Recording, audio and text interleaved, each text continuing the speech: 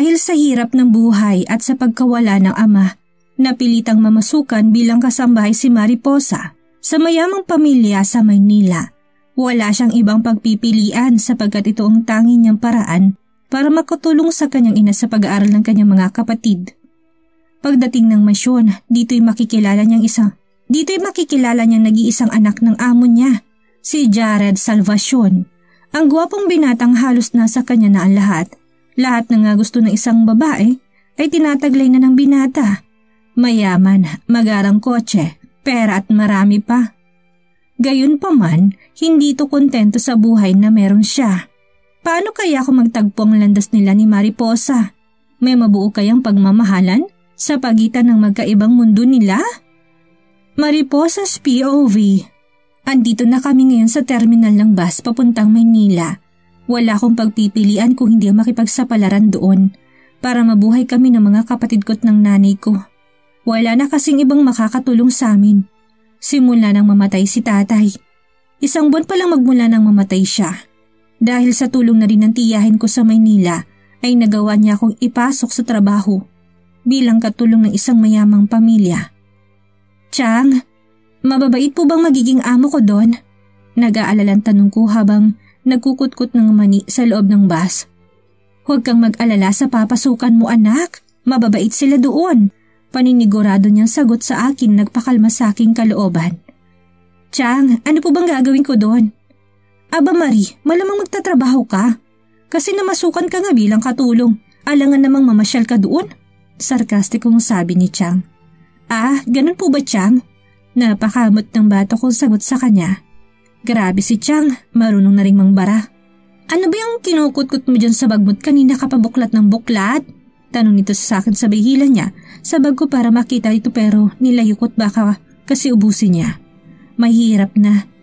Mani po Chang. Nakangiting sagot ko't nilagay ito sa kabilang side ng upuan. Anong klaseng mani ba yan at bakit mo tinatago? Ay Chang, maning hubad po. Sobrang sarap po nito.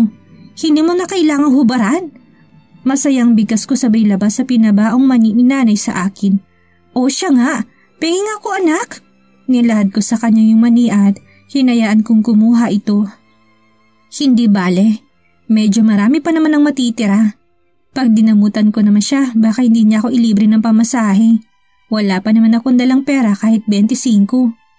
Nang umandar ng bus ang sinasakyan namin, nakatanaw lang ako sa labas ng bintana at ninanamnam ang sarap ng hangin na humahaplos sa aking muka. Pagdating namin kasi ng Maynila, hindi mo na masasagap ang ganitong kasariwang hangin.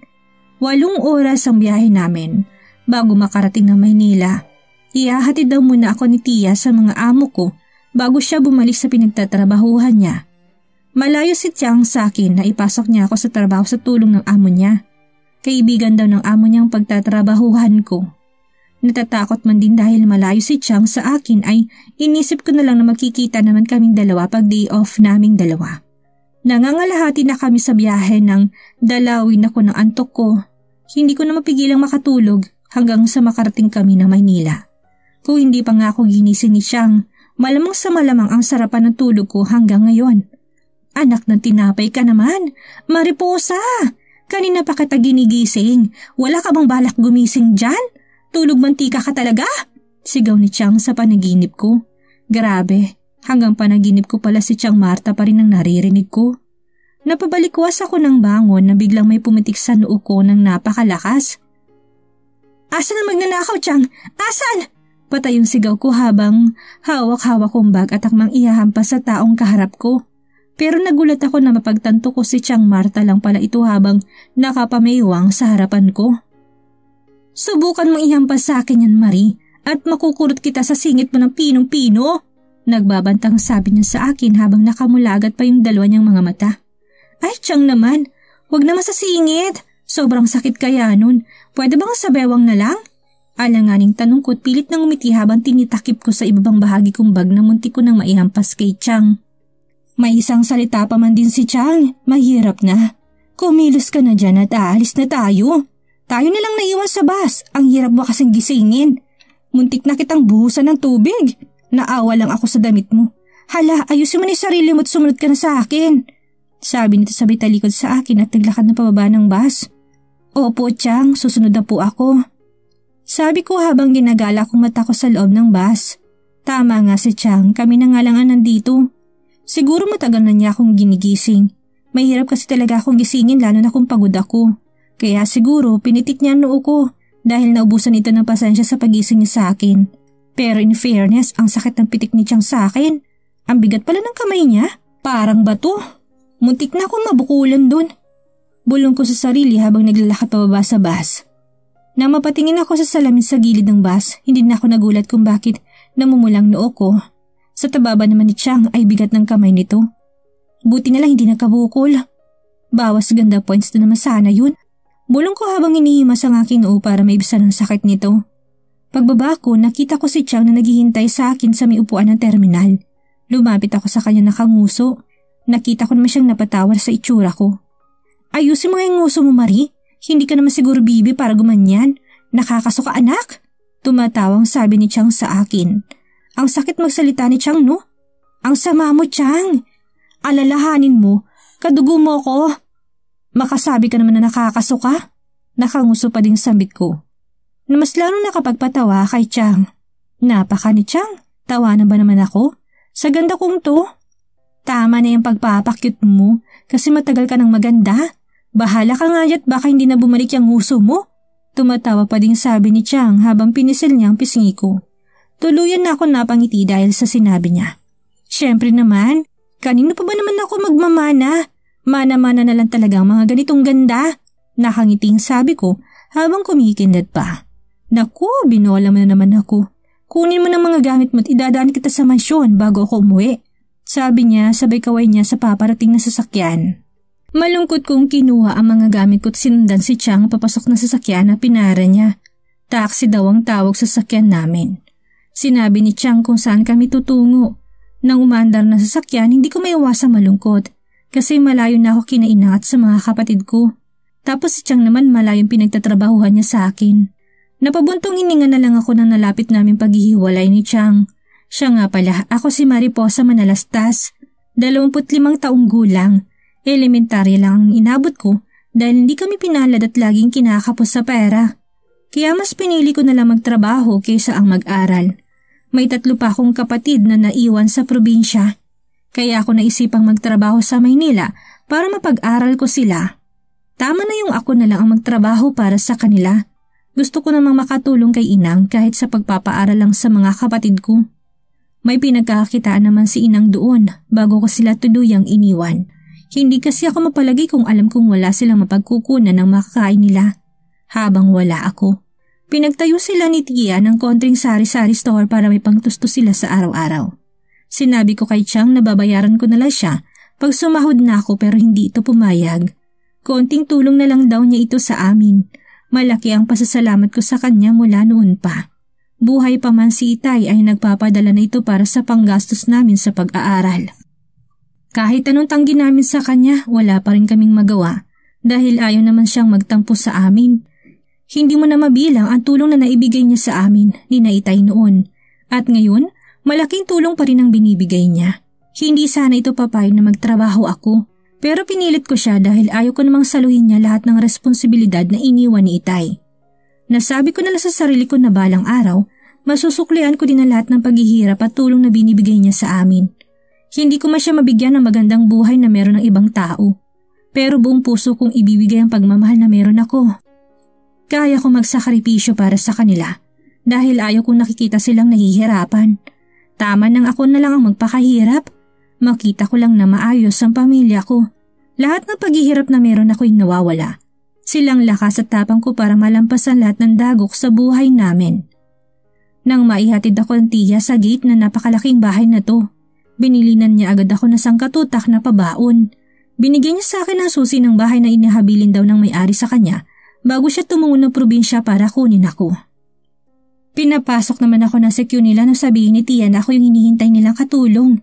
Kilala naman si Tia kaya madali lang nila kami pinapasok sa loob. Pero ang sabi ni Chang, wala daw ang mag-asawa at nasa biyahe pa raw sila at sa 1 buwan pa ang balik.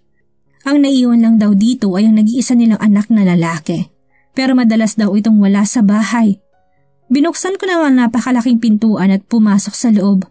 Napalibot ang paningin ko sa loob at talagang namangha ako sa nakikita ko. Ang gara pala na magiging mayaman. Aba, may malaking pasabit pa sila sa gitna. Bongga! Namamanghang sabit ko at hindi ko maiwasang mapanganga dahil sa kagandahang taglay ng buong bahay. Sa laki ng bahay na ito, nakikita-kita pa bang mga nakatira dito? Tanong ko sa sarili ko at napaisip. Baka hindi na. Umiling-iling na sagot ko sa sarili kong katanungan.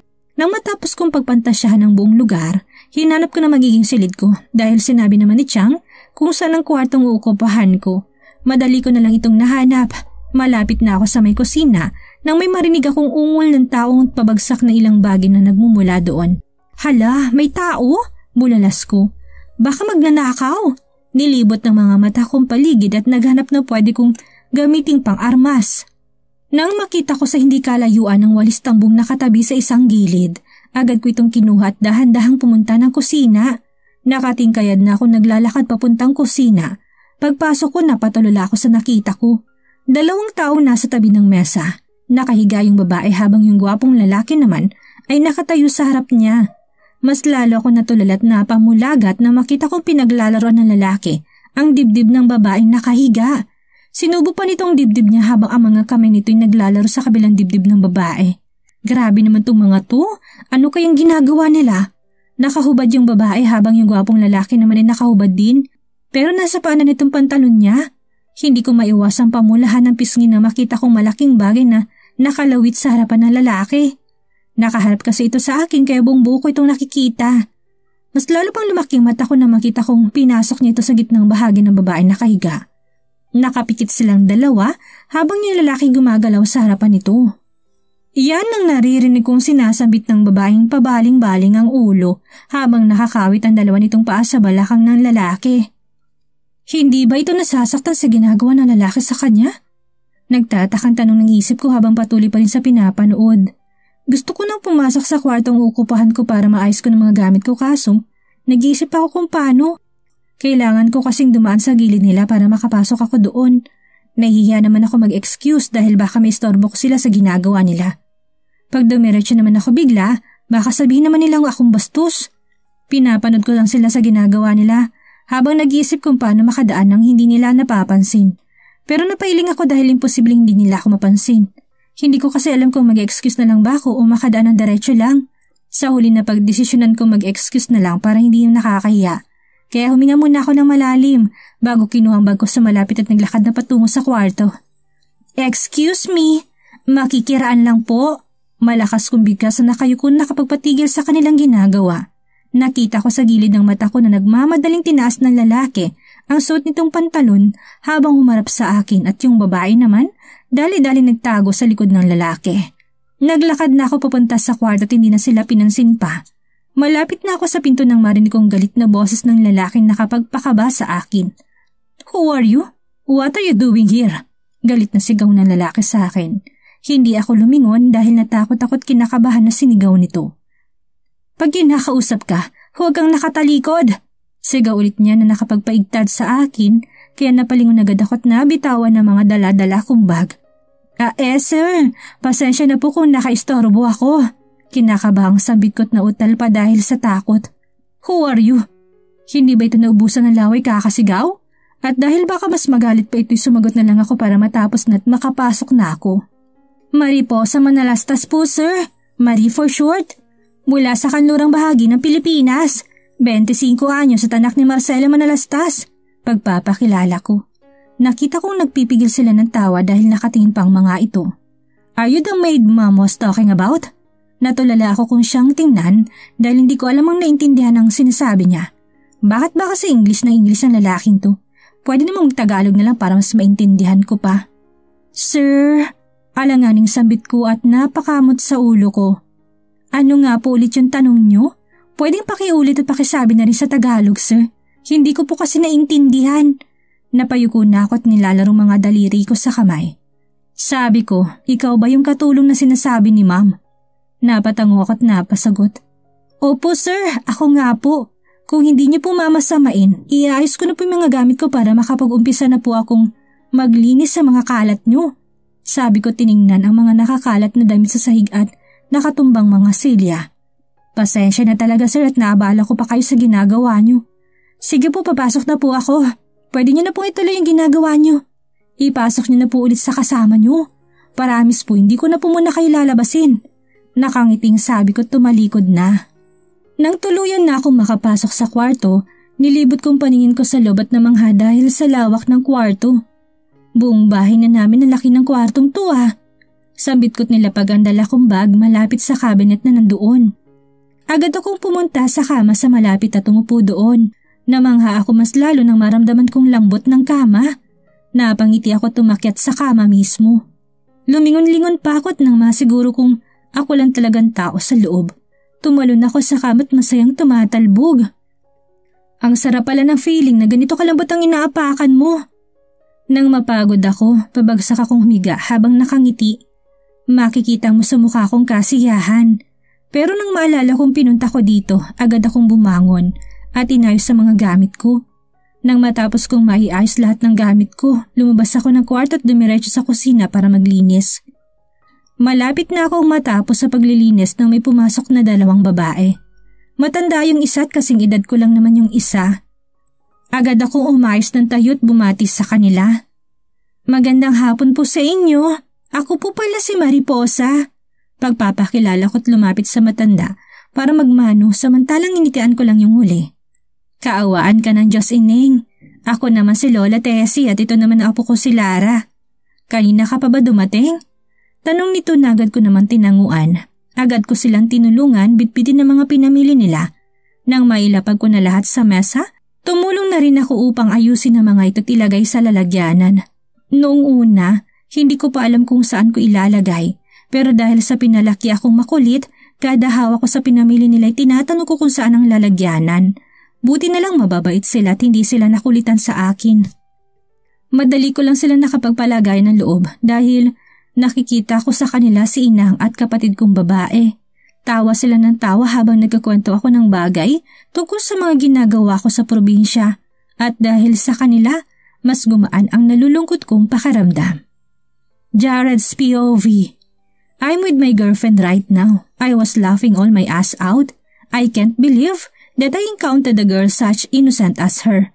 Imagine, she excuses herself in the middle of our lovemaking. Can't really believe it. Mas lalo pa akong natawa nang marinig kong ginaya ni Daniel ang sinabi ng babae. Pasensya na talaga sa nagawa kong abala sa ginagawa niyo, sir. Sige po, papasok na po ako. Pwede niyo na pong ituloy yung ginagawa niyo. Ipasok niyo na po ulit sa kanya. Promise po, hindi na po muna ako lalabas. Tumatawang gaya nito at halos gumulong-gulong na ito sa kama kakatawa niya. Stop. Pigil ko habang sinusubukang huwag matawa pero hindi ko talaga mapigilan. She's unbelievable. Dugtong ko tinawakan ng sumasakit na tiyan ko. Napatigil ako sa pagtawa nang tumabi siya sa akin at bigla kong kinabubawan. Ang tawa ko'y napalitan ng pag-iinit na bigla niya akong siilin ng halik sa labi at lakbayin ang buong katawan gamit ang mainit niyang kamay. Why don't we continue our unfinished business here?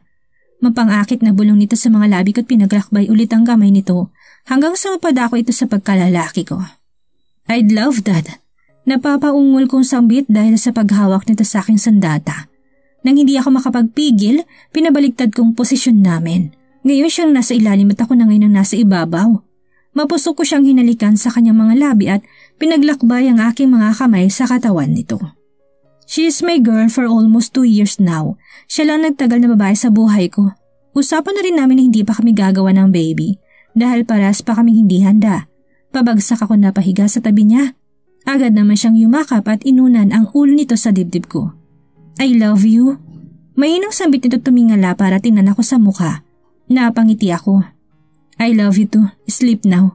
Mamaya na lang kita ihatid. Sabi ko tinagod ang mahaba nitong buhok. Mas lalo naman itong siniksik ang hubad nitong katawan sa akin. Hinaplos kong mukha nito tinalikan sa noo bago ko rin pinikit ang aking mga mata para matulog. Nagising ako sa katok sa may pintuan. Senyorito, kakain na po, sabi ni Lara. Kilala kong boses nito kaya alam kong siya yun. Pagtingin ko sa tabi ko, wala na si Daniela. Napailing na lang ako dahil hindi na naman niya ako ginising para magpahatid. Dahan-dahan ako tumayo tumungo sa banyo para maligo. Inabot lang ako ng ilang minuto bago ako lumabas at nagbihes. Maya-maya lang ay pababa na ako ng hagdan at patungo sa dining area. Pagdating ko doon, nakahanda ng mga mesa pati ng kakainin ko. Napabuntong hininga na lang ako ng pagtanto kung mag-isa na naman akong kakain. Sa dami ng pagkain sa hapag, parang nawala na naman ako ng ganang kumain. Tatalikod na sana ako nang biglang may magsalita kaya napatingin ako dito. Magandang gabi po, senyorito. Maupo na po kayo't kumain. Nakangiting sabi nito na para bang wala ito nasaksihang kahiyahiyang sitwasyon kanina lang.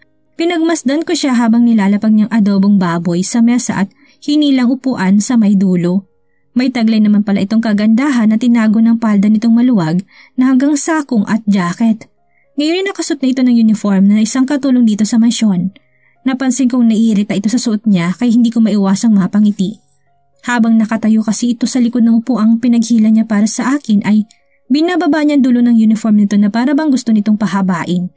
Nagulat na lang ako na bigla na lang siyang nasa harap ko tinawakan ng akin noo. Dahil sa gulat ko, napatras ako at galit itong hinarap. What are you doing? Tanong ko habang nakakunot ang akin noo. Po? Nagtatanong ang matang sabi nito. Naalala ko palang hindi ito nakakaintindi ng Ingles, kaya napahinga na lang ako ng malalim.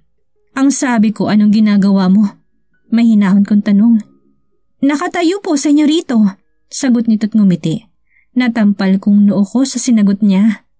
Oo nga naman, Jared. Nakatayo nga naman siya. Great, sabi ng utak ko. A while ago, I cut off my words nang maalala ko hindi nga pala ito nakakaintindi ng English. Kanina, bakit may hinawakan ng noo ko? Kasi po, senyorito, kanina ko pa po kayo pinapaupo pero para po kayong estatwa dyan na nangingitit na mumula. Akala ko po kasi may sakit kayo. Sagot nito na ikinagulat ko. Ako? Namumula? Paano naman nangyari yun? Samantalang pinagmamasdan ko lang naman siya. Nagtatakan tanong ko sa sarili ko at sumunod dito na ayain niya na naman akong umupo. Pagkaupo ko, agad niyang inabot sa akin ng kanin. Tiningnan ko lang ang lalagyan at umiling. Hindi ako nagugutom, pakiayos na lang ang mesa. Bukas na ako kakain. Imporma ko dito takman na sanang tatayo nang pinigilan niya ako at parang galit na nakatingin sa akin.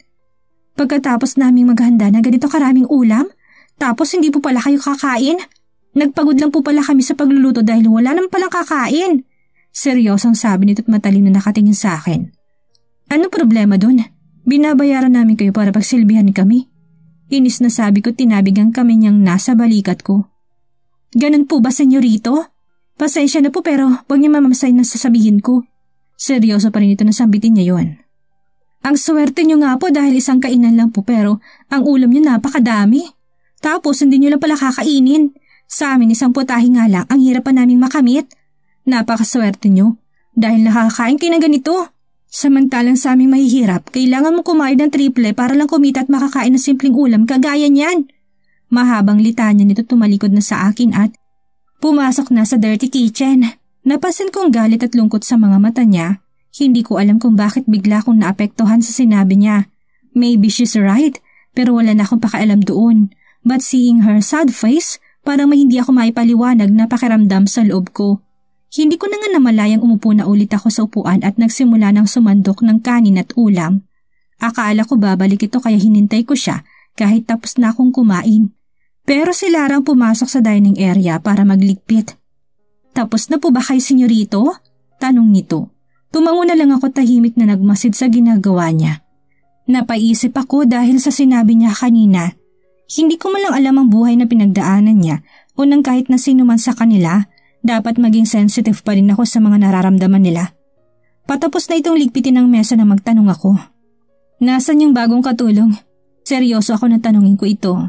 Nakita ko naman nag-alangan pa itong sagutin ako kaya inunahan ko na ulit na magsalita. Bakit hindi siya nagliligpit ng pinagkainan ko? Nakita ko napangiwit at napakamot ng bato kaya sumagot ng pautal. Kasi sir, I cut him off dahil nainis ako sa paraan ng pagsagot nito. Tinatanong ko lang kung nasaan siya, huwag kang kabahan. Sabi ko dito at nakita ko naman napabuntong hininga ito bago ako tiningnan at nagsalita. Kasi po sir, pumasok na po ito sa kwarto niya. Nahihilo daw po kasi siya kaya hinayaan na namin makapagpahinga. Simula kasi kanina, halos paupoy na lang niya kami ni Lola at siya na halos lahat ang gumawa dito sa kusina. Tumango ako at sinenyasan na itong bumalik sa ginagawa niya. Hindi ba alam na babae yung salitang hati sa trabaho? Baka naman nagpapakitang gilas lang. Mahinang bulong ko at tuluyan nang naglakad pabalik sa kwarto ko. Mariposas POV. Naiinis ako. Sobrang naiinis ako sa sarili ko. Bakit ko ba nasabing lahat ng sa amo ko? Ngayon baka bigla na lang nila akong palayasin dahil sa ginawa ko. Ang tanga mo kasi, Mariposa. Inis na sigaw ko sa sarili ko habang tinuturo ko sarili ko sa salamin. Hindi ka nag-iisip. Ginulo kong buhok ko dahil sa naramdaman kong inis sa sarili ko. Bakit pa kasi ako nangingialam sa amo ko? Wala naman akong pakialam kahit kainin man nila ang inihain namin o hindi. Dahil pera nilang na-accept, hindi naman ang sa amin. Buisit!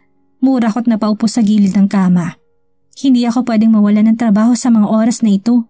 Tumayo ulit ako tumarap sa salamin. Hindi ka kasi nag-iisip. Sumusugod ka na kasi kaagad-agad.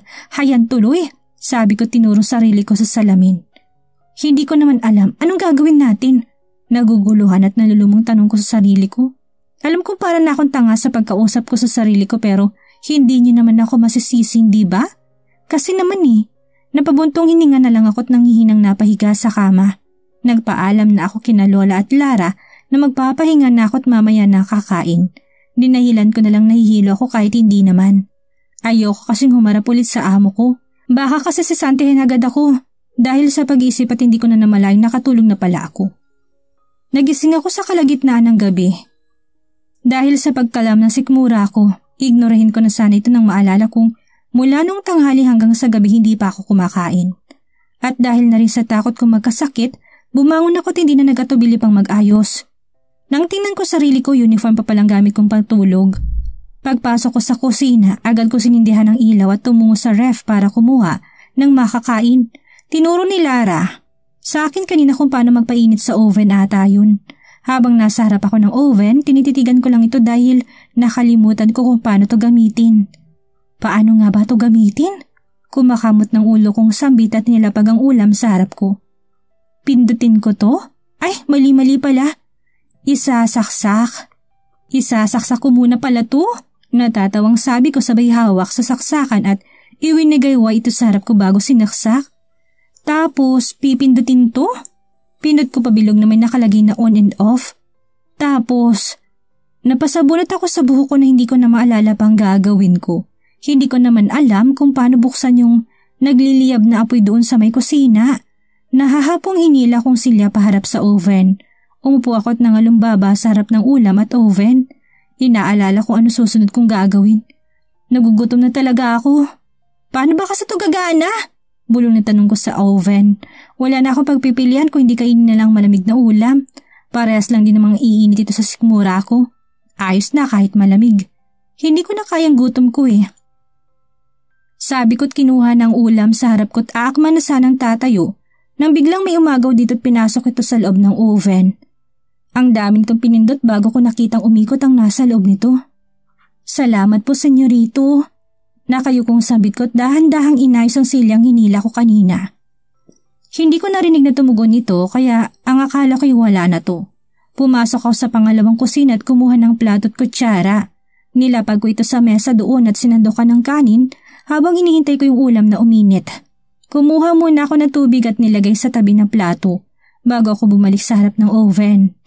Hindi ko inaasahang nandun pa rin pala si senyorito at nakaupo sa may silya. Nakayuko akong lumapit sa oven at hinintay na matapos ang pagpapainit nito. Nang makita kong namatay ang ilaw, indikasyon na mainit na ito, agad ko itong binuksan at walang babalang hinawakan na lalagyanan.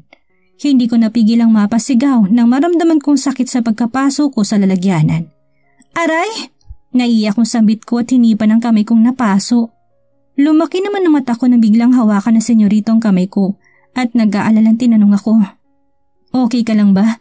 Bakit hindi ka gumamit ng basahan para kunin ang ulam? Didn't you know that it's hot? Makikita mo sa mukha nitong pag-aalala. Hinila niya ako sa may lababo, tinapat ang kamay ko sa binuksang nitong gripo.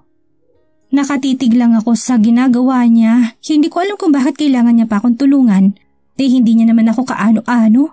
Agad kong hinilang kamay ko, tinago ito sa aking likod. Senyorito, ayos lang po ako. Konting paso lang po ito. Nautal kong saad. Are you sure? Po, alanganing tanong ko dahil hindi ko maintindihan ang sinasabi niya. Sigurado ka bang ayos ka lang talaga? Pwede kong kunin ng first aid kit para magamot yan. Presinta nito pero napailing lang ako.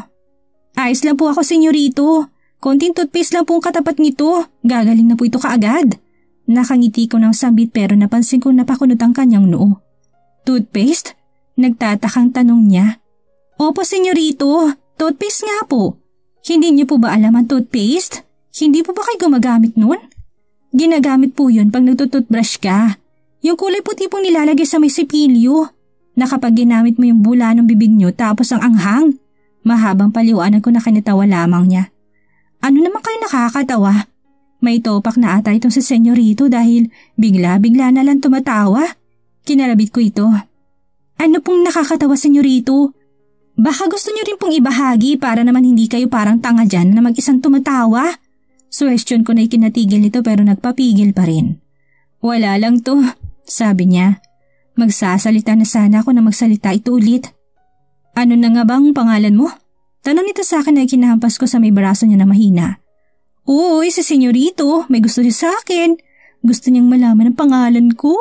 Pabebe kong sabit na ikinatawa nito ng malakas. Kung makatawa naman sa senyorito parang wala nang bukas. Hindi naman ako payaso para pagtawanan nito. Kanina kinikilig ako ngayon nakasimangot na ako dahil sa pagtawa ng senyorito. Ikaw ba naman tawanang nasa harap mo matapos para itong mamamatay sa kakatawa? May pahawak-hawak pa siya sa tiyan niya na parabang sumasakit na to. Mautot ka sana. Mahinang bulong ko tinirapan to. Ano sabi mo? Napatigil ako sa pag-irap nang marinig ko ang tanong ni senyorito. Sabi kong gwapo niyo, senyorito. Para kayong artista sa sobrang gwapo niyo. Dinaig niyo pa si Cardo sa probinsyano. Mabilis kong sabi talanganing umiti. Nakita ko naman ang manghang tingin niya sa akin bago nagtanong pero nangingiti pa rin ito. Cardo? At sino naman yung sinasabi mo? Nangingiti pa rin ito habang nagtatanong sa akin. Ang cute talaga na senyorito. Siya yung bida do sa ABS-CBN na kasapi sa Vendita. Tapos siya din yung asawa ni Aliana. Hindi niyo siya kilala, senyorito? Sikat kaya sila sa Pilipinas. Saang lupalo po ba kayo ng mundo nang galing at hindi niyo po sila kilala? Nagtatakang tanong ko sa kanya dahil sigurado naman akong sikat ito. Nakita kong umiling ito palatanda ang hindi niya nga ito kilala. Taga-ibang planeta ka po ba, senyorito? Hala, baka alien ka po kaya hindi mo sila kilala? Bulalas ko tumakbang paatras dahil sa takot. Nakita kong natawa siya at manghang nakatingin sa akin. Hindi ako alien para sa kaalaman mo. Putol ito na kinangiti bago nagsalita ulit. Sadyang hindi lang ako mahilig manood ng TV. Ang haba na napuntahan ng usapan natin, tinatanong ko lang ang pangalan mo. Hindi sa gusto kita. Gusto ko lang malaman ang pangalan mo para alam ko kung ano itatawag ko sa'yo. Mahabang sabi nito. Nahiya naman ako sa pinagagawa ko. Akala ko naman gusto na ako ni senyorito. Yun naman pala, ako lang nagpapantasya. Mariposa po, senyorito. O siya, sige, kakain na po ako doon. Nahiyang turo ko sa pangalawang kusina. Baka po lumamig na ulit ang ulam at saka anong oras na rin po. Maaga pa po ako bukas. Paalam ko tumalikod na, hindi ko na hinintay pang sumagot sa senyorito dahil nahihiya na ako. Masyado kasi akong ilusyonada. Tuluyan na akong pumasok at kumain na parang makatulog na rin ako. Maaga pa kasi ako bukas. Ayoko naman na may masabi sila sa akin. Mariposa's POV. Kinabukasan, maaga pa rin akong gumising. Inilaba ko muna ang ginamit kong uniform kahapon para may maisuot naman ako kinabukasan. Nang maisampay ko na ito, agad na akong lumabas at nagbihis ng uniforme ko. Nang makapag-ayos na ako, kaagad akong lumabas at dumiretso sa kusina. Nauna kong nilabas ang mga lulutuin at nilagay ko kaagad ito sa lababo para maalis ang yelo. Dahil hindi ko naman alam kung paano ko bubuksan ang lutuan, inuna ko munang gawin ay magsaing ng bigas sa dikuryenteng lutuan. Madali ko lang kasi itong natutunan dahil isasaksak mo lang ito at pipindutin ang isang pabilog na buton. Nang makita kong umilaw na ito, kinuha ko ng walis at panglinis na gagamitin ko. Inuna kong nilinisan ng salas dahil itong unang mong nakikita kapag pumapasok ka. Kulang ang kalahating araw kapag itong nilinisan ko. Sabi ko habang ginagala kong paningin ko sa buong sala. Inumpisahan ko ng maglinis para matapos ako kaagad. Inuna kong pinunasan ng mga mesa bago ko sinunod ang mga taong nakalagay sa isang lalagyanan. Ang cute nga ng mga to. Yung iba parang mabalahibot ang sarap hawakan. Nang marinig ko may nag-uusap sa bandang kusina, agad ko namang iniwan ang ginagawa ko at kinuha ang gamit sa paglilinis. Bumalik ako sa kusina para tumulong kina Lola. Magandang umaga Lola at sayo na rin Lara. Nakangiting bungad ko pagpasok ko ng kusina. Magandang umaga din sayo Mariposa. Napakaaga mo namang bumangon. Ayos na bang pakiramdam mo? Tanong ni Lola sa akin. Ayos na po ako Lola. Napagod lang po siguro ako sa biyahe kahapon, kaya ako nahilo. Sagot ko't lumapit na dito para tulungan siya sa ginagawa nito. Isang oras ang lumipas nang matapos na namin ang lahat. Iniwan ko na sila sa kusina at pinagpatuloy ng paglilinis. Hindi ko na namamalayang tanghali na pala. Kung hindi pa ako binalikan ng paulit-ulit ni Lola at ni Laray, wala akong bala kumain. Gusto ko muna sana tapusin na lahat ng gawain ko para minsanan ng pagpapahinga. Kaso, sadyang makulit si Lola at hinihintay na ako para sabay na daw kaming pumunta ng kusina. Nang tignan kong oras, ilang minuto na palang nakalipas mula na mag-alauna ng hapon. Kaya pala ako na lang ang hinahainan ni Lola dahil nauna na pala silang kumain. Hindi ko nga napansing bumaba si Senyorito para kumain. Nang matapos akong kumain, agad akong bumalik sa ginagawa ko para matapos na ito. Ilang oras pang binuno ko bago ako tuluyang matapos. Hay, salamat naman po Diyos ko, natapos din sa wakas. Bulalaskot na mewang sa gitna habang pinagmamasdan ng kabuuan ng nilinisan ko. Hindi nga ako makapaniwalang natapos kong napakalawak na sala nila. Nang mukontento akong pagmasdan ng sala, agad akong pumunta sa kwarto ko at nagpahinga. Nadaanan ko sina Lola at Lara sa kusina nag-aayos. Tutulong sana ako nang pinigilan nila ako at pinagtulakan papuntang kwarto. Kaya wala akong nagawa kung hindi ang pumasok sa kwarto at magpahinga. Pagkaupo ko pa lang sa kama ko, hindi ko na napigilang antukin dahil sa pagod. Humiga na ako at hindi ko na namalayang pumipikit na pala ako tuluyan ng nakatulog. Madaling lumipas ang mga araw, halos 2 linggo na ako dito at masaya naman ako sa trabaho ko. Halos laging wala naman sa Senyorito Jared. Kung nandito man siya ay halos magkulong lang siya sa kwarto nito kasamang kasintahan niya. Minsan nga nagugulat na lang kami na bumababa ang kasintahan ni Senyorito na galit. Nagsisisigaw siya habang nagmumura habang sinusundan lamang siya ni Senyorito Jared. Pag napapadpad ang tingin niya sa akin, kulang na lang ay masunog ako sa sama ng tingin nito. Wala naman akong ginagawang masama kaya hindi ko inuurungan ang titig nito. Mabait ako sa mababait sa akin. Pero kung masama ka, mas masama ako.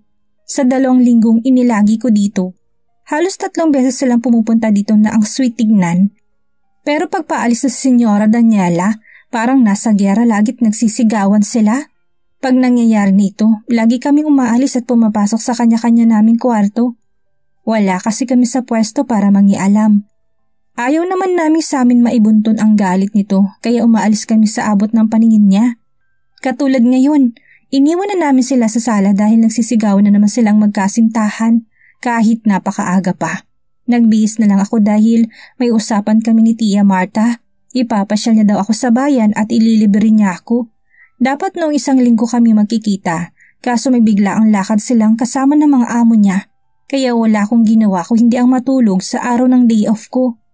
Nang makabihis na ako, pinakinggan ko muna kung tapos na sila o may tao pa ba sa sala. Na makumpirma kung wala ng tao, lumabas na ako at dumiretso sa labas ng bahay at doon na hintayin si Tia. Naupo ako sa garden nila at pinagmasdan ng mga bulaklak na animoy tinatawag ako para pitasin sila. Napangiti ako nang maalala ko mga bulaklak na alaga ko sa probinsya. Kamusta na kayang mga sampagita at gumamela ko sa likod bahay? Inaalagaan kaya ni Patricia ang mga yun? Tanong ko habang tumatay't nilalapitan ng pulang rosas na namumukadkad sa aking harapan. Kailan din kaya ako makakapag-alaga ng ganitong klaseng mga bulaklak? Siguro mahal nito. Sambit ko tinamoy-amoy pa ito. Ang bango talaga. Hindi ko makalimutan ang halimuyak niya. Naging busy ako sa pagtingin sa mga bulaklak. Hindi ko na namalayang mag-iisang oras na pala ako naghihintay kay Tia. Nagtaka ako kasi ang tinawag niya noong isang araw ay 9:00. Pero 10:00 na wala pa siya. Naghintay pa ako ng ilang oras. Wala pa rin akong nahintay, kaya nalumo akong bumalik sa loob ng bahay at dumiretso sa kwarto ko. Nadaanan ko pa si Lara na naghuhugas. Oh, akala ko ba kanina ka pa umalis? Gulat na tanong niya sa akin na makita niya ako. Hindi pa nga eh, Sabi ni Tia, susunduin niya ako ng alas 9. Alas 11:30 na pero wala pa siya. Baka may importanteng ginawa si Tia kaya okay lang. Malungkot na sagot ko sa tanong niya. Nangihinayang ako dahil hindi pa ako nakakapasyal kahit isang beses man lang. Gustong-gusto ko pa man ding mamasyal. Pero wala akong magagawa dahil hindi ko naman alam kung saan ako pupunta. Kahit gusto kitang samahan hindi pwede dahil walang kasama si Lola dito. Nakakaawa yung mukha mo. Para kang nalugi ng ilang milyon, sabi nito habang nagpupunas ng kamay sa basahang nakasabit sa isang sulok. Ayos lang Lara, may susunod pa naman eh. Malungkot pa din ako habang nakatayot nakasandal sa mesa ang pinagkakainan namin tatlo. Excited pa man din ako nagbihis kanina kasi akala ko matutuloy kami. Napabuntong hininga na lang ako't napayuko dahil sa lungkot na nadarama ko. Namimiss ko ng pamilya ko pero tinitiis ko. Iniisip ko na lang na malapit na kaming magkita. Ang makita't makasama sana si Tia ay makakabawas sa lungkot na darama ko. Pero dahil hindi na naman kami natuloy, mas lalo nadagdagan ng lungkot ko. Ayos ka lang ba, Mariposa? Tanong nito tinawakan ako sa balikat. Ayos lang ako, Lara. Huwag kang magalala. Itutulog ko na lang ito at mawawala din. Samahan na lang kaya kita. Magpapaalam ako kay Senyorito Jared at kay Lola. Baka payagan ako para naman mabawasan niyang lungkot mo. Suggestion niya sa akin kaya napatingin ako dito at umiling. Hindi na. Kawawa naman si Lola kapag umalis ka. Wala siyang makakasama dito at walang tutulong sa kanya. Ayos lang ako, sabi ko tinawakan nito sa kamay. Salamat, may susunod pa naman eh, kaya ayos lang. Huwag mo na akong isipin. Sige, magpapahinga na lang muna ako sa kwarto. Paalam ko dito tumayo na ng maayos. Sigurado ka bang ayos ka lang talaga? Naniniguradong tanong niya sa akin, kaya tumango na lang ako't pilit ng ngumiti. Sige, papasok na ako sa loob. Paalam ko tinurong daan papuntang kwarto. Wala naman itong nagawa kung hindi ang tumango na lang sa akin. Naglakad na ako papasok sa loob. Sinara ko kaagad ang pinto't nilak ito. Hindi ko na napigilan na pagtulo ng luha ko. Namimiss ko na sina Inang at mga kapatid ko. Hindi ko alam kung kamusta na ba sila doon. Kung maayos bang kalagayan nila o kung nakakakain pa ba sila sa probinsya. Ang pagkikita sana namin ni Tia ay magpapasaya sa akin dahil tatawagan daw namin sina Inang gamit ang telepono nito. Pero nalumo lang ako dahil hindi na naman ito natuloy. Miss na miss ko na kayo, Inang. Hilam ang luhang sambit ko at kinuha ang litrato namin sa ilalim ng unan ko. Bago ako matulog ay hinahalikan ko ito't niyayakap. Alam kong malayo pa ang panahon na magkakasama ulit kami. Kailangan ko munang magtrabaho para makapag-aral ang mga kapatid ko. Umiyak lang ako ng umiyak sa kama ko. Gusto kong mailabas man lang ang kahit si iyak ang pagkamiss ko sa pamilya ko. Gustong-gusto ko na silang makausap para makamusta lang sana, kaso hindi naman dumating si Tia. Malungkot at umiiyak ako habang pinakatitigan ang litrato namin. Magkakasama din tayo. Umiiyak na sambit ko at nilagay ang litrato sa dibdib ko't niyakap. Kahit sa ganon man lang ay mayakap ko sila. Kahit sa litrato lang. Nakatulugan kong pag-iyak ko at hanggang sa pagtulog ko ay sila pa din ang laman nito. Daniela's POV. Aren't you gonna ask me for a date? Sarkastikong tanong ko. Nakikita ko naninigas siya dahil sa tinanong ko. It's been what? Isa. Hindi, 2 months since he invited me out. Hindi ko alam kung bakit pero feeling ko nagbago na talaga siya. Wala nang kilala kong sweet at maalagang si Jared. May mga araw na sweet siya but not the literal sweet. Ramdam ko na parang iba siya. Like now. Kasama ko nga siya pero parang nasa ibang planeta naman siya dahil hindi mo makausap na matino. What? Are you gonna stare at me the whole time? Wala ka bang gagawin? Yamot na tanong ko't padabog na tumayo sa kama nang marinig kong pagbuntong hininga niya. Napayo ko ito. I'm sorry, pagod lang ako. Mahinang sambit nito. Sorry? For what? Dahil sa hindi mo pag-aaya sa akin o sa lahat-lahat na. Inis ko pa ding sabit nilapitan nito sa couch. And what are you tired of? Hindi ka nga lumalabas at nagkukulong ka lang dito sa lungga mo? Iniikot ko mata ko sa kabuuan ng kwarto niya. It's still the same. Nothing has changed except for him. Hindi ko alam kung anong dapat ang isipin ko. I love him but it's hurting me whenever he's with me. Why? Dahil lagi itong tulalat parang may iniisip lagi. And one thing is hurting me so much. 1 month. Isang buwang hindi ko naririnig ang salitang gustong marinig sa kanya. And it's killing me brutally. Pagod lang talaga ako ngayon, Daniela. Mag-usap na lang tayo sa ibang pagkakataon. May hinahong sabi nito na para bang end of discussion na at sinasabi niya umuwi na ako. Ano bang nangyayari sa'yo? Sa pagkakaalam ko, wala ka namang problema sa family, wealth at sa ibang bagay. Bakit, Jared? Bakit mo pinaparamdam sa akin ng ganito? Bakit mo ko sinasaktan sa paraang hindi mo alam? Why, Jared? Sumusukong sabit ko dahil alam kong hindi na naman ito magsasalita at mananahimik na lang gaya ng dati niyang ginagawa. I'm hurt, Jared. Hurt but you're just ignoring me. Nasasaktan ang sabi ko't napayo ko. Gusto ko siyang sumbatan. Gusto kong malaman niya lahat ng nararamdaman ko. Pero natatakot ako dahil baka iwan niya ako ng tuluyan. Hindi ko na napigilang mapaluha. Naramdaman kong pagyakap niya sa akin at marahang paghaplos nito sa likod ko. I feel safe in his arms, kaya gusto ko lagi siyang kayakap. I'm sorry, I'll make it up to you. I promise, just don't cry. Mahinang bulong nito sa tenga ko. Dahil sa sinabi niya, parang bulang naglaho ang lahat ng hinanakit at pag-aalinlangan sa puso ko. Promise?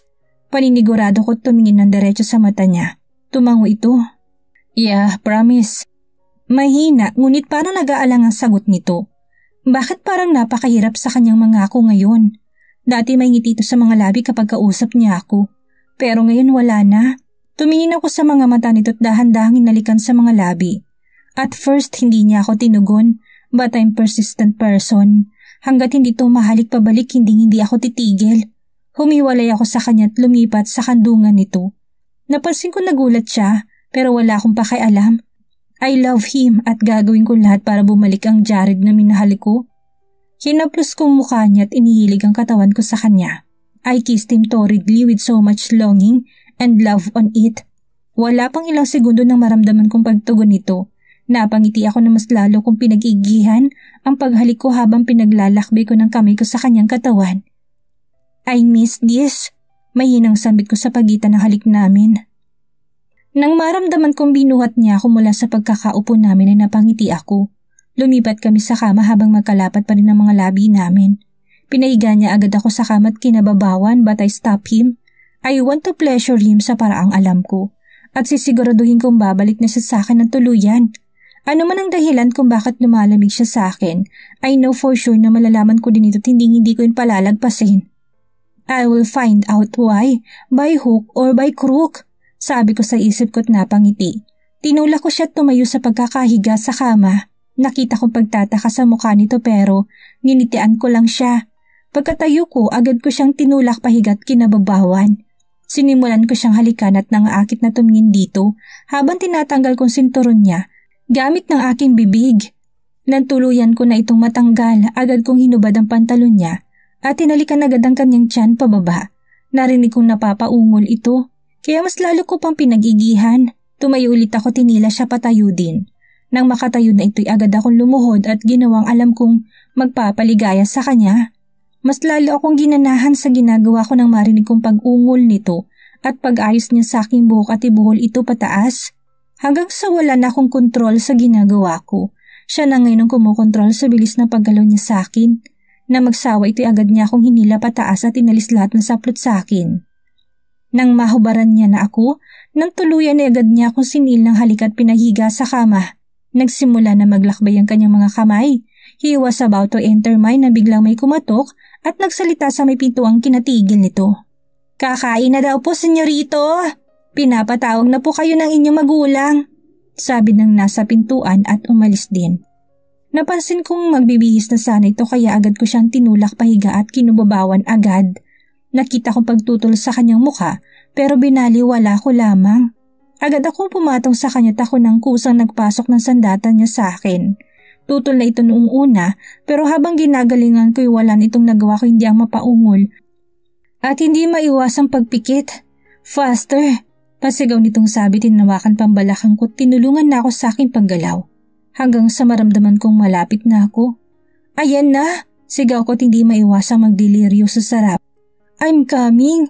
Sigaw nito takmang huhugutin sana niya pero hindi ako pumayag. Masinigpitan ko pang paa ko sa balakang niya habang gumagalaw. Narinig ko sunod-sunod na mura niya. Naramdaman ko naman ang mainit na likido sa aking loob. Doon lang umabot ang likido niya dahil pinipilit itong ilabas ang kanyang sandata. Nang maramdaman ko nang tapos na siya, inalis ko ng paa ko sa bewang niya at umayos ng higa. Naramdaman ko na lang ang pagbagsak na paghiga niya sa aking tabi. "Why did you do that?" Galit na sigaw nito sa akin ay kinagulat ko. "What?" Maang-maangang tanong ko pabalik sa kanya kahit alam ko naman kung bakit ito nagagalit. I'm shocked by the way he talks to me. Itong unang beses na sinigawan niya ako at ganyan pa siya kagalit. "Don't answer me with that question, Daniela. I know you knew what I'm talking about." Sigaw pa din ito. Napabuntong hininga ako bago humarap dito at yumakap. But he just take it off at padarag na bumangon. Nasaktan ako sa ginawa niya. Dati-rati after we made love ay lalambingin niya ako at sinasabihan ng I love you. But gone with that days. Ngayon galit ito sa ginawa ko. Napabuntong hininga ako. Siguro oras na para mag-settle tayo, Jared. 2 taon na tayo at sa tingin ko handa na ako maging isang ina. Seryosong paliwanag ko. Pero ang sunod niyang ginawang nagpagulat sa akin. Hinawakan niyang damit ko at inihagis sa mukha ko. Namatay ang puso ko na magsalita siya at sabihin sa akin ng mga salitang hindi ko inaasahan. "Alam mo namang hindi pa ako handa. Ang tagal na natin na pag-usapan to pero sinira mo. Magbihis ka na at umalis ka na sa bahay na ito. Kailangan ko mag-isip at hindi ko magagawa kung kasama ka dito. Pagbalik ko, ayoko makita ka. Paalam na muna, Daniela." Nakatalikod ng sambit nito at mabilis na pumasok sa banyo. Hilam sa luha ang aking muka habang kinukuha ang mga gamit ko na tinapon niya sa akin. Agad ako nagbihis at durug na durug ang pusong lumisan sa piling ng pinakamamahal ko. Jared's POV. Pagkapasok ko ng banyo, nahahapong napaupo ako sa tub. I don't know what got into me kung bakit ilang buwan na akong ganito. I know I'm totally harsh when I said I don't want to see her. Pero naasar lang ako. Alam niya na hindi pa ako handa sa anumang commitment ngayon. May mga responsibilidad pa akong dapat unahin at tapusin. She agreed in no commitments but now she's pissing me off. Alam ko hindi na iputok sa loob-loob niya. But there is this small chance na mabuo pa rin ito, and that made me temper burst out. My mom will announce soon that I'll be the one and only heir of the company and it's a big responsibility to hold at ayaw kong ma-disappoint sila sa akin. I will do everything para maging proud sila. Mas lalo, pagkatapos kong naligo, nagtagal muna ako sa loob. Gusto ko makasiguradong wala na siya bago ako lumabas. I need to think at may hirapan akong gawin yun kung nakikita ko siya at gumagawa siya ng paraan to tie me up in a situation I can't handle. Nang mapagdesisyonan ko ng lumabas, binuksan ko ng pinto't lumabas na. Wala akong kahit isang saplot sa katawan dahil na rin sa biglaan ko lang napagpasok dito. Paglabas ko, nagulat talaga ako sa taong nasa paanan ng kama ko at inaayos sa mga gulo. "What the heck are you doing here?" Kunot-no kong tanong dito at naglakad palapit. "Ay, hotdog na pula! Po!" Gulat niyang sambit at napatayo bigla sa harapan ko. Sabi ko, "Anong ginagawa mo dito sa loob ng kwarto ko?" Kunot-no pa ding tanong ko. Nakita ko lumaki ang mga mata niya at nakatayo lang sa harap ko.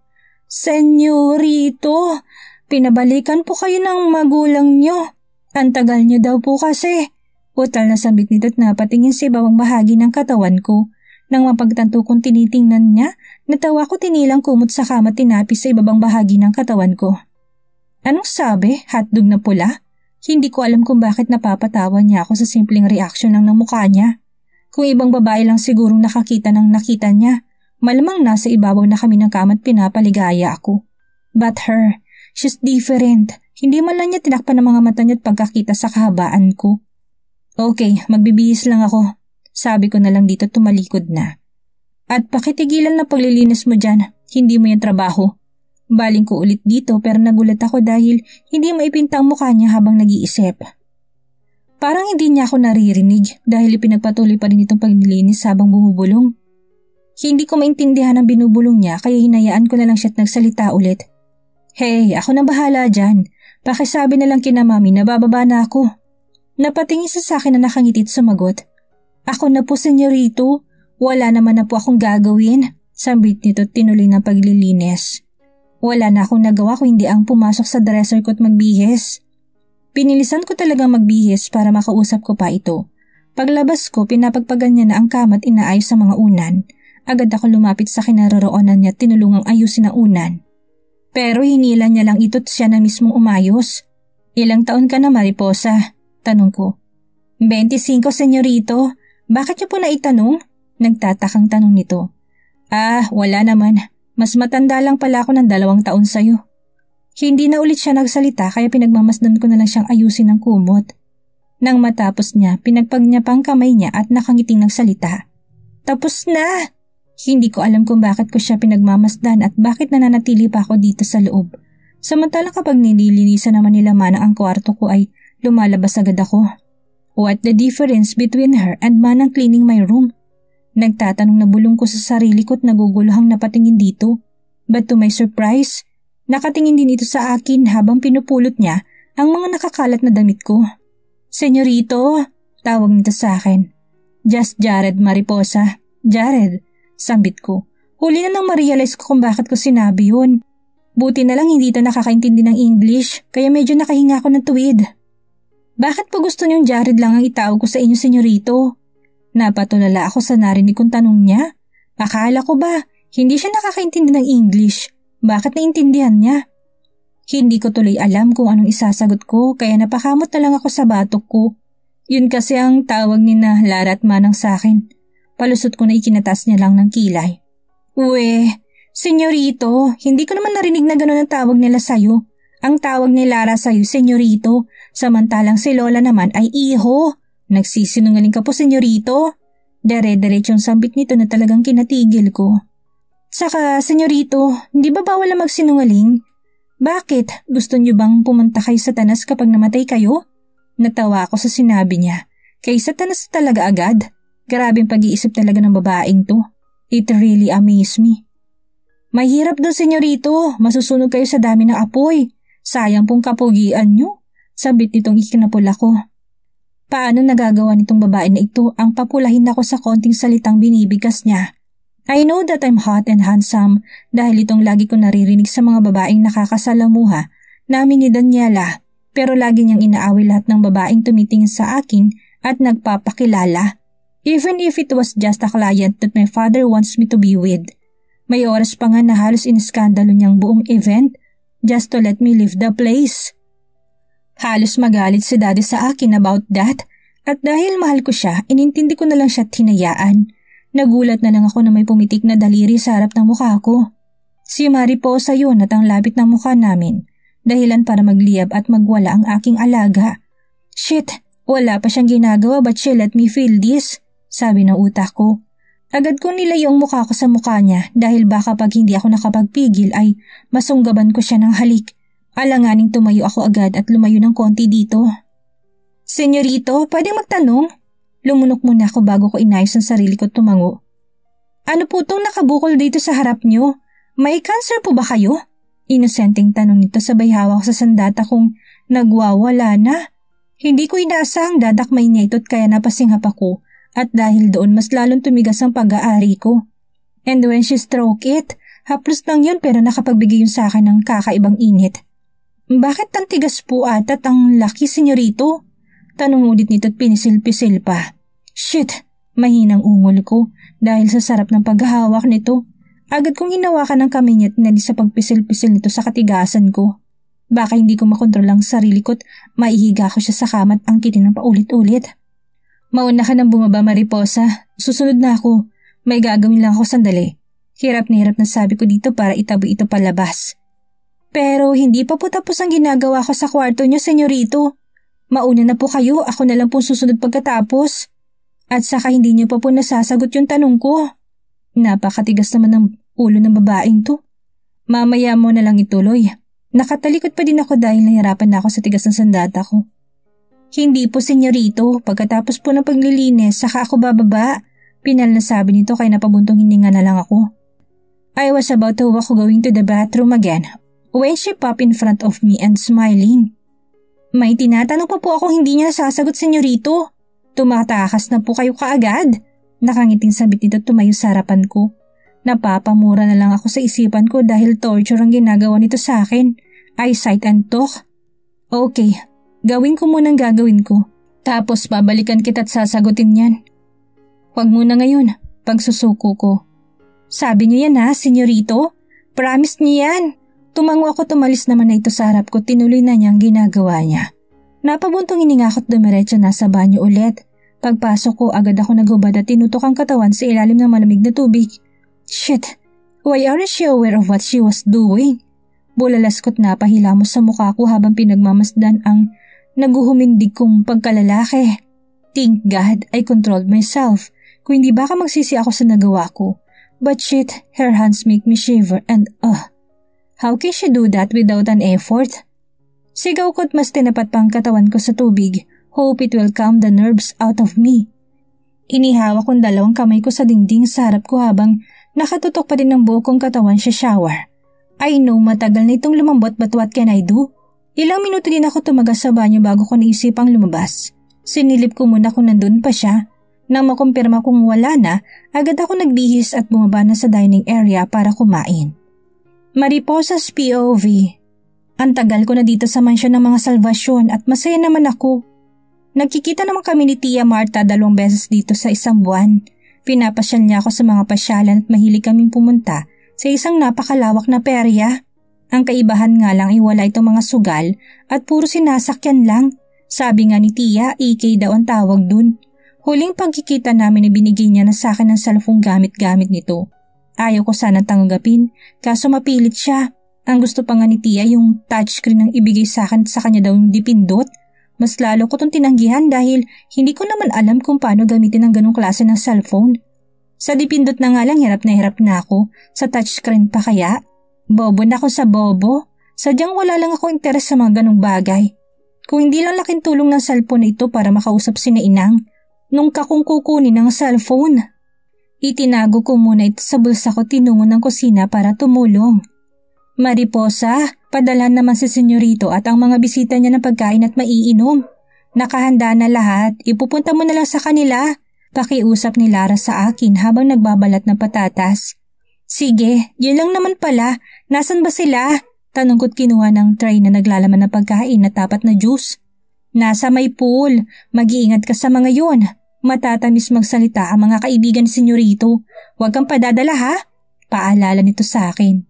Mas masarap at mas matamis pa din ang ibinibigay ni Senyorang tsokolate kaysa sa kanila.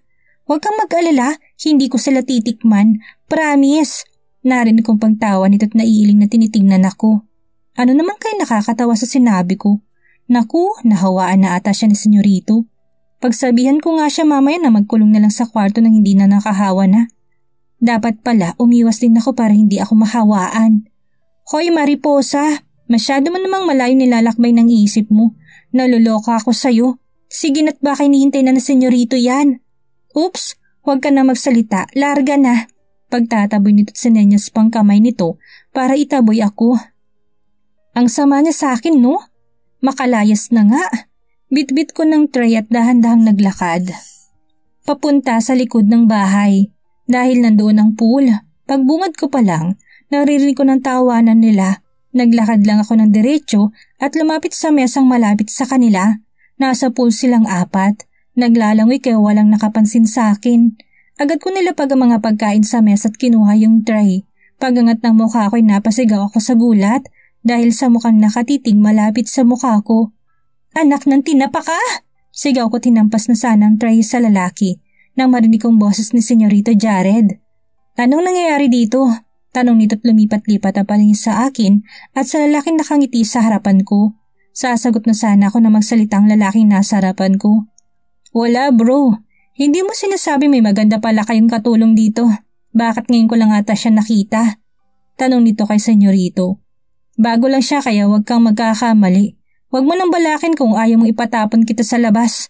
Seryoso ako, Ezekiel. Matalim ang tinging sabi nito sa kaibigan niya. Ikaw, bumalik ka na sa kusina at huwag ka nang babalik dito. Sabihin mo kay Lara na pumunta dito at may sasabihin ako. Naintindihan mo? Sabi nito. Senyorito, marami pong ginagawa si Lara. Kung utusan niyo lang naman po siya, ako na lang po. Wala naman po akong ginagawa. Pagpepresent ako. May sinabing kaibigan niya sa kanya sa lengguwaheng English kaya hindi ko maintindihan. Narinig ko na lang na parang nagsasagutan sila ng kaibigan niya. Hindi ko alam kung nag-aaway ba sila o hindi dahil hindi ko maintindihan. Busangot ang mukha ni Senyorito kaya hindi ko maiwasang mangialam. Ayos lang po ba kayo, Senyorito? Tanong ko na ikinalingon nito. Nakita ko inakbayan siya ng kasama niya at siya nang nagsalita. Okay lang siya, huwag kang mag-alala. Sagot nito sabay kindat sa akin. Napangiti ako dahil doon para kasi siyang may epilepsy kung makakindat. Narinig ko may sinabi ito habang tinatawan na mas kinabusangot ni Senyorito. Pumasok ka na Mariposa at huwag ka nang babalik dito. Sabihin mo kay Lara na may sasabihin ako. Nakita ko si Nico nitong kasamang napaigik sa katabi nito dahil na rin siguro sa sakit. Pero pinutol niya sasabihin ko at matalim akong tinignan. Sabi ko nga Senyorito, tatawagin ko na po siya. Pilit ng ngiting sabi ko tumalikod na. Pero hindi pa ako nakakahakbang nang humarap ulit ako para magtanong. Pero hindi pa ako nakakapagsalita nang mulagaan niya ako at binilangan. Isa, Mariposa. Sigaw nito na nagpalaki ng mata ko. Opo, Senyorito, aalis na nga po. Sigaw ko pabalik at nang madalig nang pumasok sa loob. Magbibilang din sana ako kaso baka lunurin niya ako sa pool. Mahirap na. Pagdating ko sa loob, halos singalin ako ng sobra sa pagod ko dahil sa pagtakbo. Napasandal ako sa may hamba ng pintuan. Pagangat ko ng aking muka, nagtatakang mukha ni Larang tumambad sa akin. O bakit parang pagod na pagod ka? Takang tanong niya. Huminga muna ako ng malalim bago sumagot. Ewan ko kung bakit galit sa Senyorito sa akin. Naghatid lang naman ako ng pagkain Binilangan pa ako, kaya ayun napatakbo tuloy ako. Ikaw ba naman ang sigawan at mulagaan ng mata? Malamang tatakbo ka talaga. Dire-diretsong sabi kong nakapagpatawa sa kanya tumiiling. Ganun lang talaga minsan sa Senyorito, kaya masanay ka na. Natatawang sambit nito at tinapik pa ako sa balikat. Siya nga pala, pumunta ka daw kay Senyorito. May sasabihin daw siya sa'yo. Sabi ko nang maalala ko na pinapatawag nga pala siya. Sige, pwede ka na magpahinga. Wala naman na masyadong gagawin. Kami na lang ni Lola ang bahala dito sa kusina. Napailing ako sa sinabi niya. Uutusan siya ng Senyorito kaya walang makakasama si Lola. Hindi pa naman ako pagod. Tutulong na lang muna ako dito. Baka utusan ka ni Senyorito. Walang makakasama si Lola dito. Magsasalita na sana siya nang putulin ko ito sa pamamagitan ng pagsalyo ko ng bibig niya gamit ang aking daliri. Shh! Huwag ka nang kumontra. Nakita ko napaikot na lang siya ng kanyang mata bago napipilitan tumango. Madali lang naman pala siyang kausap Nang bitawan kong bibig niya, nagsalita agad ito habang umiiling. Ay naku Mariposa, hindi na namin alam ang gagawin namin ni Lola sa'yo. Sobrang napapagod ka na sa maghapon. Tapos anong oras ka na natutulog sa gabi? Baka magkasakit ka niyan. Napabuntong hiningang sabi nito. Ayos lang ako Lara, huwag kayong mag-alala, ang lakas ko kaya. Nagbibidang sabit ko titinaas ang sleeve ng uniform ko at ipinakita ditong muscles ko sa braso kahit wala naman. Parehas kaming natawa nang wala naman ako maipakitang muscles sa kanya. Nahiya sa'yo Lara kay nagtago. Natatawa kong sabi na mas lalong kinatawa nito. Huwag mo daw kasing masyadong ipagyabang para hindi siya magtago. Natatawa ding sagot niya sa akin. Nagtawanan kami hanggang sa may pumasok sa loob na nakapagpatigil sa aming tumawa. May sinabi itong nagpatigil kay Lara sa pagtawa at parang kinakabahang umayos. English kasi ito kaya hindi ko naintindihan. Bakit ba kasi pinanganak akong bobo? Opo, Senyorito, pasensya na po. Hindi na po mauulit. Nakayo kong sabi nito na ikinataka ko. Bakit ito humingi ng tawad kay Senyorito? Napaharap akong bigla kay Senyorito. Nang magsalita ito tawagin ang pangalan ko. At ikaw naman Mariposa, huwag matigas ang ulo mo. Kapag sinabi kong huwag kang lalabas, huwag kang lalabas. Sigaw nito sa akin na ikinakunot ng noo ko. Sa pagkakaalam ko, wala kaming ginawang masama para sigawan niya kami. Matalim ko siyang tinignan at nagsalita. Aba, Senyorito, sa pagkakaalam namin wala kaming ginawang masama para sigawan mo kami. Ginagawa namin ng maayos ang trabaho namin. Bigla kang papasok dito tapos sisigawan mo kami ng walang dahilan? Aba, Senyorito? Napatingin ako kay Lara nang hilahin niya ako at nakikiusap ang matang. Tumigil na ako pero nainis na ako sa kaharap namin. Umiling ako sa nagpatuloy. Ano po bang problema niyo at pumasok kayo dito sa kusina para sigawan kami na para bang may nagawa kaming napakalaking kamalian? Inis na tanong ko't pinamiwangan pa to. Ikaw, turo niya sa akin. Aba, bakit napunta sa akin? Mali ko ba sa kanya? Ang kapal naman ng mukha mo pagsabihan ako ng ganyan. Katulong ka lang dito at dapat marunong kang lumugar. Natawa ako ng pagak sa sinabi niya. Ay, oo nga naman pala. Katulong lang naman pala kami dito. Pinagdiinan kong salitang katulong sa mukha nito't nagpatuloy. Alam ko kung saan ako lulugar. Sa pagkakaalam ko, wala kaming maling ginagawa para masigawan ng ganyan. Ikaw itong papasok dito at maninigaw, tapos kasalanan pa namin. Aba, senyorito, ibang usapan na ata yan. Galit na sagot ko dito. Hindi ako papatalo dahil alam kong wala kaming kasalanan. Binabayaran namin kayo para sa lahat ng serbisyo dito sa bahay. Kaya wala kang pakialam kahit sigawan ko kayo. Ako ang amo nyo kaya huwag ka masyadong matapang kung ayaw mo matanggal sa trabaho. Duro niya sa akin. Nagpanting ang tenga ko sa narinig ko. Galit ko siyang sinagot. Di sa inyo ng pera nyo. Maayos kami nagtatrabaho kaya wala kang karapatang sigawan kami. At isa pa, lahat ng binabayad nyo sa amin ay tinutumbasan namin ng maayos na pagtatrabaho. Kung ganyan din pala tingin nyo sa amin, pasensya na po pero hindi ako magsasawalang kibo na lang. Isaksak nyo sa baga nyo yung pera nyo. Galit na sigaw ko, tinabig ang kamay ni Lara at umalis na ako sa harap nila. Pumasok agad ako sa kwarto para mag-empake ng mga gamit ko. Hindi ko kailangang magtrabaho para sa mga taong wala namang kwenta. Mas maganda na lang sigurong magtanim at magtiis na lang sa probinsya kaysa ang laitin ng mga taong mapanlait dahil lang sa mayayaman sila. Ano kayang gagawin ni Jared ngayong tila aalis na si Mariposa? Ano kayang dahilan kung bakit biglang nagagalit si Jared kapag humaharap si Mariposa sa mga kaibigan niya? May selos kayang nararamdaman si Jared? Iyan ang ating aalamin sa susunod nating kabanata.